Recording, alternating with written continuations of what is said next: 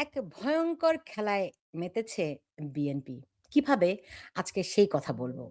দেশের রাজনীতির দিকে তাকান। দেশের রাজনীতির কি দশা দেখেন। স্বাধীনতা বিরোধী জামায়াত দিব্যি বুক ফুলিয়ে রাজনীতি করবে, আর স্বাধীনতার নেতৃত্ব দেওয়া আওয়ামী লীগ থাকবে নিষিদ্ধ। বাহ! বিএনপির কথিত বহুদলীয় গণতন্ত্র দেখতে তো বেশ চকচকে। আসলে বিএনপির সমস্যা একটাই। মুখ আর মন কখনোই এক লাইনে চলে না তাদের। একদিকে তারা বহুদলীয় গণতন্ত্র বলে ঢোল পেটায়, আরেকদিকে সবচেয়ে বড় প্রতিদ্বন্দ্বী দলটাকেই সোজা মাঠের বাইরে পাঠিয়ে দিতে চায়। মানে খেলা শুরুর আগেই প্রতিপক্ষকে লাল কার্ড। এই সিদ্ধান্ত যে একদিন উল্টো গলায় দড়ি হয়ে ফিরে আসবে, এটা বুঝতে কোনো বিশেষজ্ঞ হওয়ার দরকার নেই, রকেট সায়েন্সও বোঝার দরকার হয় না। সাধারণ বুদ্ধি যথেষ্ট। আওয়ামী লীগ কোনো পাড়ার ক্লাব না।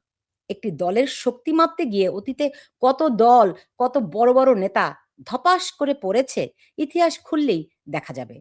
মোহাম্মদ ইউনূসের অন্তর্বর্তী সরকার শেষ পর্যন্ত সাহস পায়নি আওয়ামী লীগকে নির্বাচনে আনতে। তাই নির্বাহী আদেশে নিষিদ্ধ করে রাখল দলটিকে। অগণতান্ত্রিক পথে আওয়ামী লীগকে ঠেকানোর চেষ্টা নতুন কিছু না, আগেও হয়েছে। কিন্তু এবার পার্থক্য হলো বিএনপি নিজে সেই সিদ্ধান্তে সিল মেরে দিল।